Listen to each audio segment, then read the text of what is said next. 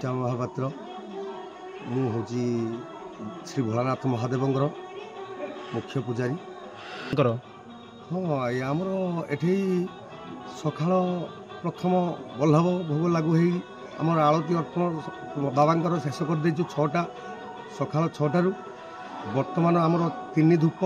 5 अवकाश आमर शेष करूँ आगू रही बाबा पूजा अर्चना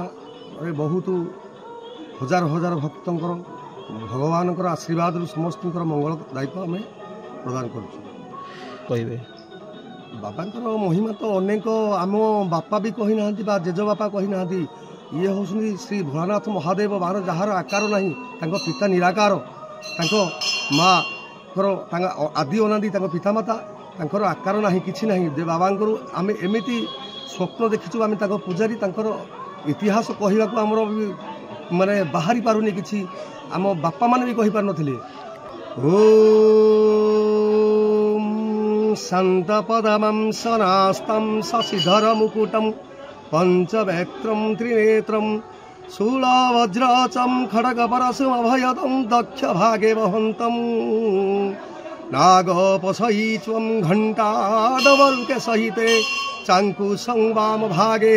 सूर्यनलंकार युक्ता स्फटिकमणिनिभ्यं नौमि तत्त्वं शिवाख्यं कंठजस्य विराजित हिंगरलं शीर्षे मंदाकिनी